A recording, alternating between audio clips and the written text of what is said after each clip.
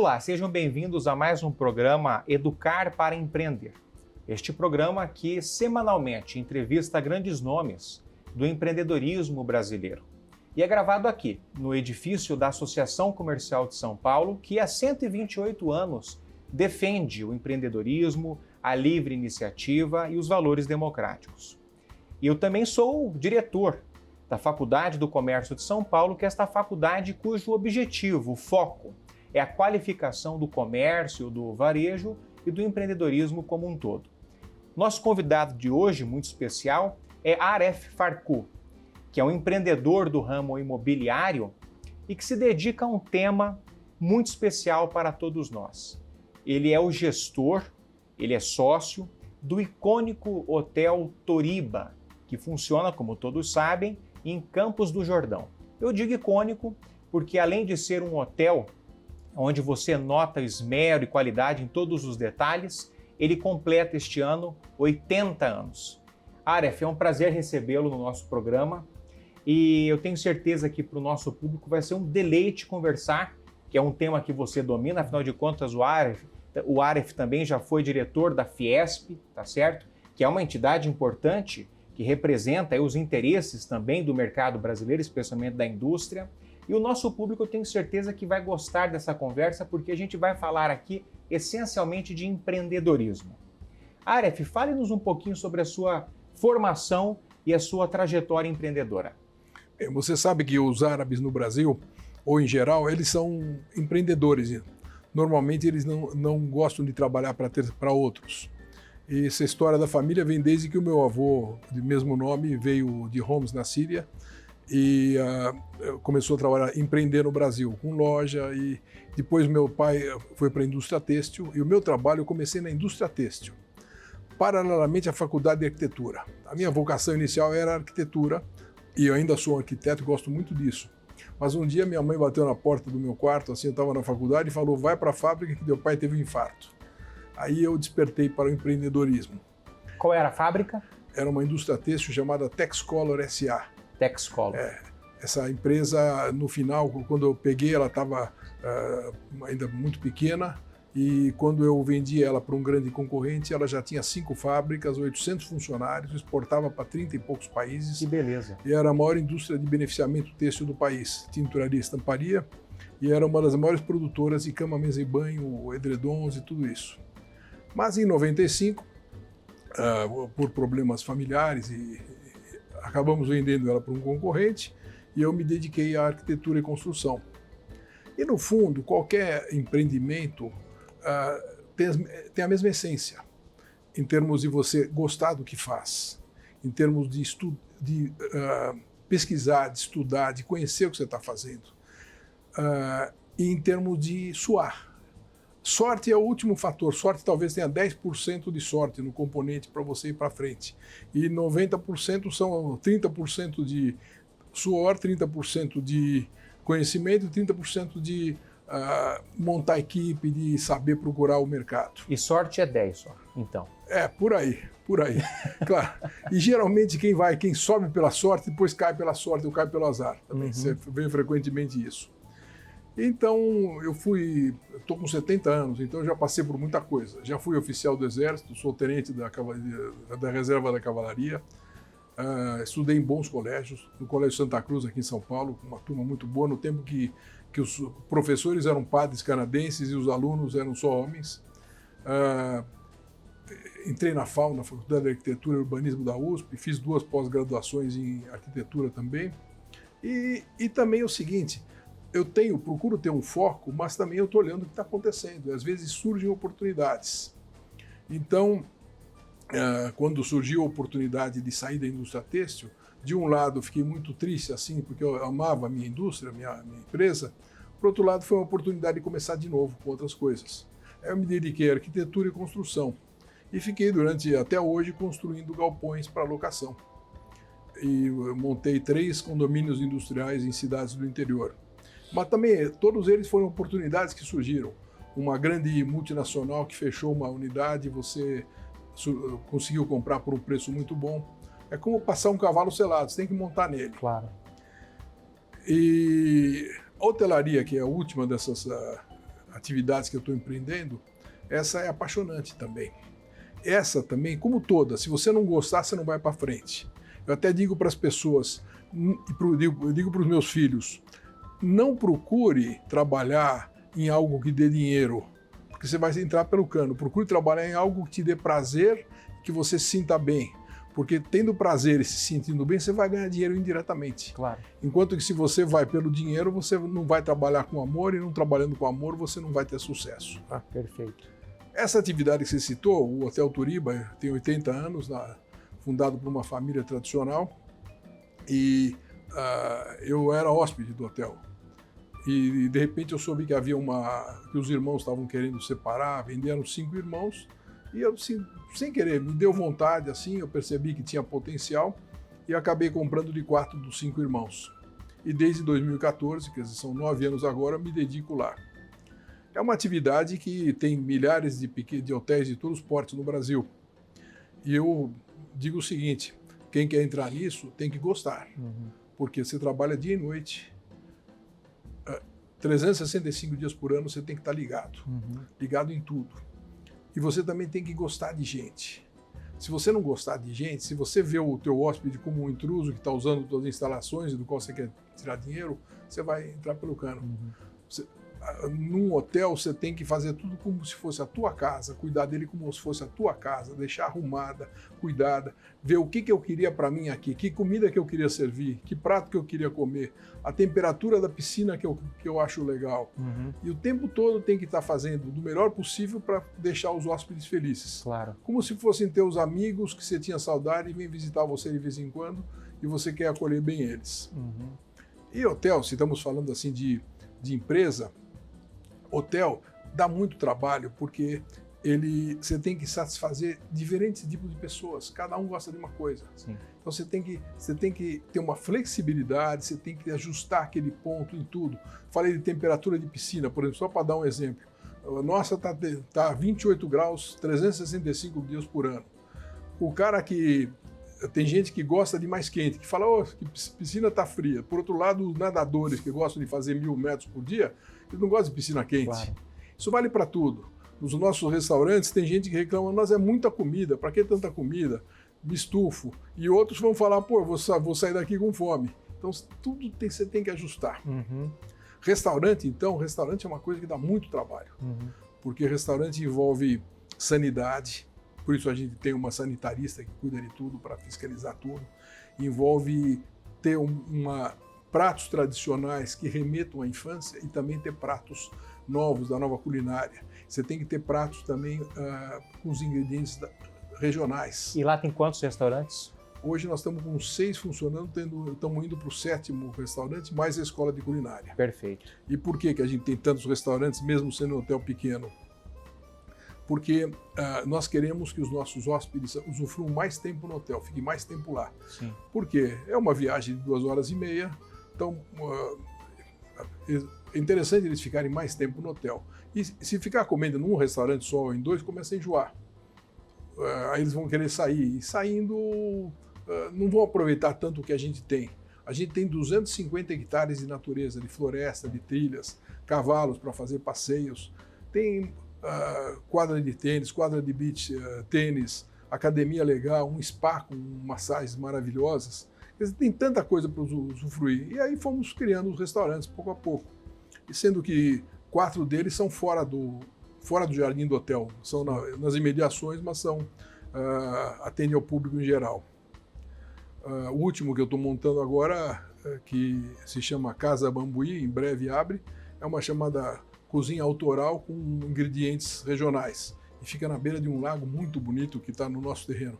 Como é que você consegue manter a sua equipe sempre engajada, preparada para lidar com o público, com a sua clientela, que, como você disse, tem uma memória afetiva do hotel muito grande? Como manter a equipe sempre engajada para esse melhor atendimento?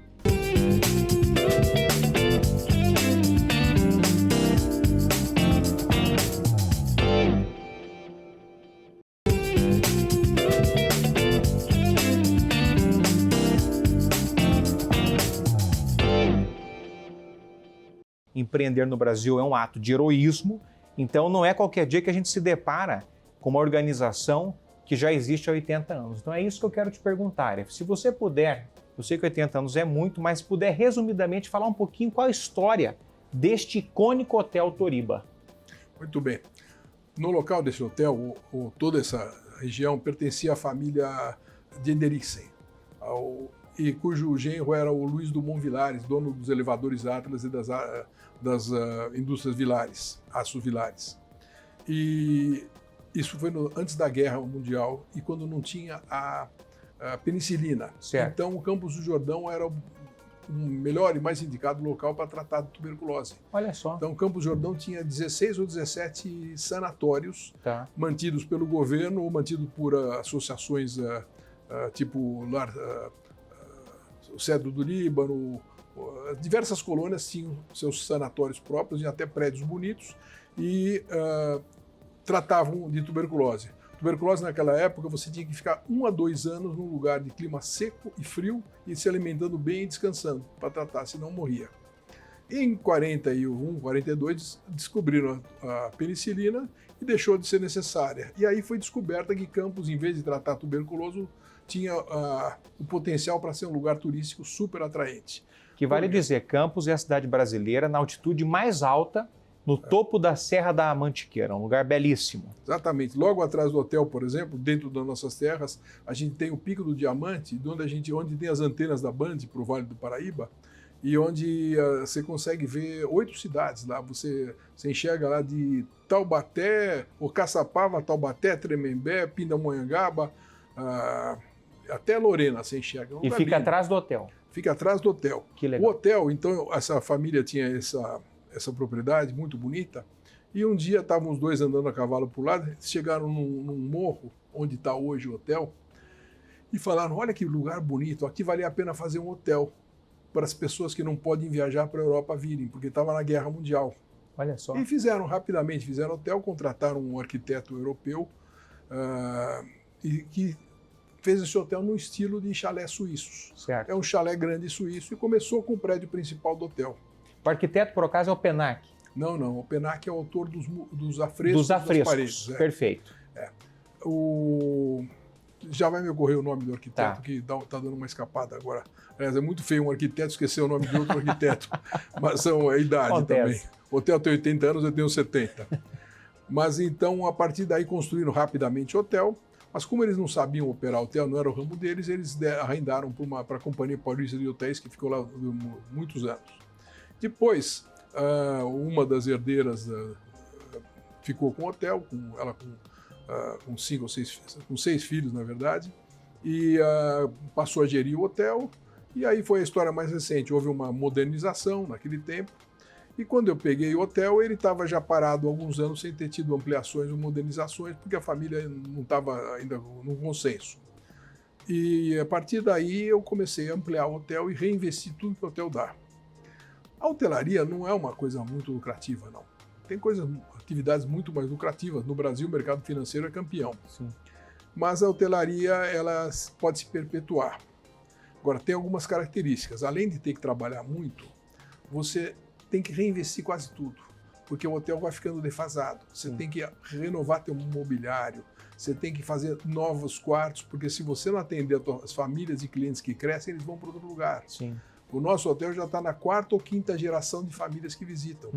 Então, quando o primeiro, tipicamente, tem um casal que foi passar a lua de mel lá em 1944 e que depois veio com os filhos vieram com os netos, quando você vai ver, multiplicou tudo isso. E você precisa ir crescendo devagar para você poder abrigar essas famílias que crescem. E o hotel, você, além de ter que manter ele tudo em ordem, porque senão ele fica com um jeito de decadência e as pessoas se afastam, ele precisa manter uma tradição, mas assumir uma modernidade. Sim. Então você tem que ter aquela linha que as pessoas buscam ainda na sua memória afetiva, mas ao mesmo tempo tem que encontrar os confortos que você encontra nas casas novas. Porque senão fica decadente. Exatamente, fica decadente. A nossa linha é a linha europeia. A gente não gosta da hotelaria americana, por exemplo, que é muito impessoal. Os hotéis são muito grandes, os quartos são todos iguais. Nós temos aí 10 tipos de quarto diferentes. Temos desde um quarto de 25 metros quadrados, que é o nosso menor quarto, até chalé de 250 metros quadrados. E o hotel ocupa uma área de quantos metros quadrados? O hotel, a parte do hotel mesmo está com 80 mil metros de jardins do hotel. Mas depois a gente tem a Fazendinha Turiba, que fica em frente. Tudo, na nossa área total tem 2,5 milhões de metros, sendo uns 300 mil metros da Fazendinha Turiba, onde a gente cria trutas para serem comidas no hotel, galinhas, patos, leite, hortaliças orgânicas, tem toda essa cultura. E de uns anos para cá, depois que eu comprei, abrimos para visitação. Então talvez o preferido lugar para levar crianças em Campos se entrosarem com animais. As crianças pegam os coelhinhos, dão couve na boca delas, andam de mini cavalo, todas as atividades agrícolas que a gente ensina lá. Aliás, a gente tem um lado, falando de ensino, a gente tem um lado muito importante para a comunidade, que é o lado social. Sim. Então, por exemplo, a Fazendinha, o Aventuriba, que é um programa de experiência na natureza, todos esses nossos negócios recebem crianças das escolas públicas gratuitamente, todas as quartas-feiras, num agendamento. Então, nós já atendemos, se não me engano, 28 mil crianças nos últimos anos, visitando nossos lugares e tendo aulas de ecologia, aula de economia rural, e comendo lanche e brincando nos nossos negócios. Muito importante isso, Arif. Inclusive, eu quero te parabenizar, porque isso é fundamental. A gente precisa retribuir para a sociedade. É o capital em favor do homem. Isso. Nós temos hoje o Turiba é o principal contribuinte da AMI Campos, que é uma entidade que visa melhorar a qualidade de vida em Campos. Você é um dos dirigentes da AMI Campos. Eu sou presidente da AMI Campos atualmente. Tá. Sou presidente e a gente tem um coral infantil, feminino, e agora tá misto. Nós patrocinamos uma escola de balé que dá aula para centenas de crianças, principalmente dá aulas pagas para quem pode e das aulas subvencionadas por nós para quem não pode. E a gente tem um projeto muito bonito chamado Credipaz. Certo. A Credipaz é uma filial do Credipaz de São Paulo, que é dirigido e fundado pela Lorian Matarazzo Furstenberg, prima do André Matarazzo. Ah, sei. O Credipaz é nos moldes daquele Prêmio Nobel da Paz, o Mohamed Yunus, que é o microcrédito popular. Ou seja, o Credipaz não trabalha pelo lucro, trabalha para incentivar pessoas que não têm emprego e que querem fazer alguma coisa a criar uma oportunidade. Criar uma oportunidade. Sim. Então a gente empresta dinheiro e dá mentoria. Que beleza. E depois ajuda a vender o produto. Então nossas lojinhas que temos em todos os nossos locais vendem produtos da Credipaz para crescer esse programa. Claro. Mas voltando ao hotel, eu falei para você que eu comecei como estudante, depois industrial têxtil. Depois fiquei na Fiesp, fiquei 6 anos na Fiesp. Fiquei nos primeiros 2 mandatos do Paulo Scaff. Certo. Nós dois viemos da ABIT, onde eu fazia o marketing da Associação Brasileira da Indústria Têxtil. Então foram vários anos também trabalhando pro bono, né? Porque, como você sabe, entidade de classe... É um voluntariado. É um voluntariado. Esse voluntariado, muitas horas, você investe muitas horas, mas você aprende muito. Claro. Você convive, você vê os problemas do Brasil, você não fica fechado na tua caixinha. E você fica inspirado também, porque você lida com outras pessoas, outras biografias, que você acaba se inspirando nelas também. Acaba se inspirando, é uma cascata de ensinamentos. Sim. Eu, enquanto esperava para entrar aqui, eu vi a galeria de presidentes daqui da associação, nos seus 128 anos. Sim. Deve ter aí 60, 70 nomes ilustres, muitos dos quais conhecidos meus, outros que foram amigos do meu pai, homens industriais como Romeu Trussardi, filho. Do ramo têxtil também. Do ramo têxtil, exatamente.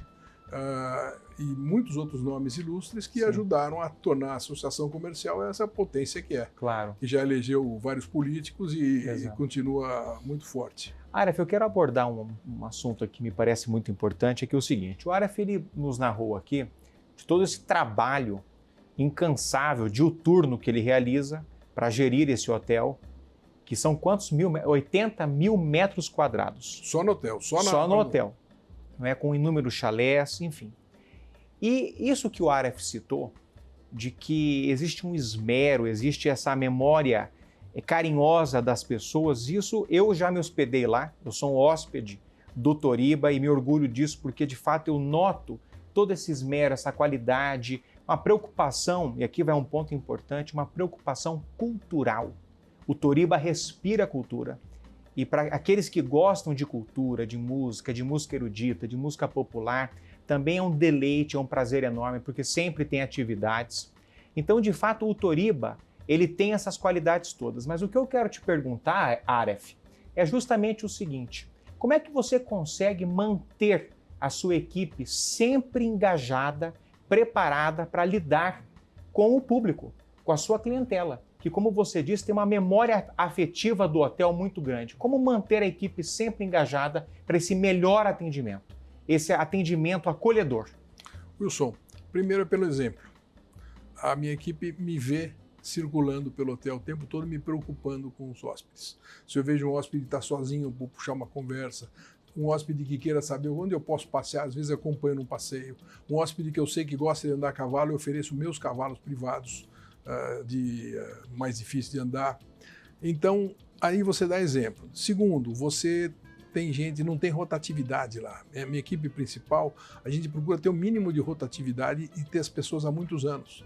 Então temos ali circulando nos jardins um jardineiro que está conosco há 40 anos. Ele já não está mais eficiente, mas ele ama cada planta, ele conhece cada florzinha do hotel.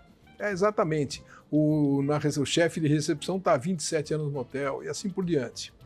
Então, esse é outro fator. E outro fator é o seguinte: a gente paga bem, paga em dia. Sim.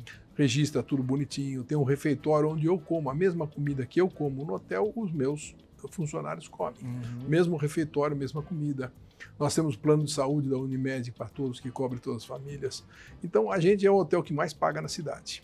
Você acha, então, você atribui isso a uma gestão humanizada, é isso? Sim. Você acha que isso faz a diferença? Isso é muito importante. Não adianta o nosso funcionário ver os hóspedes comendo uma comida muito boa e ele ter uma porcaria no refeitório. Ele vai ficar com raiva do cara.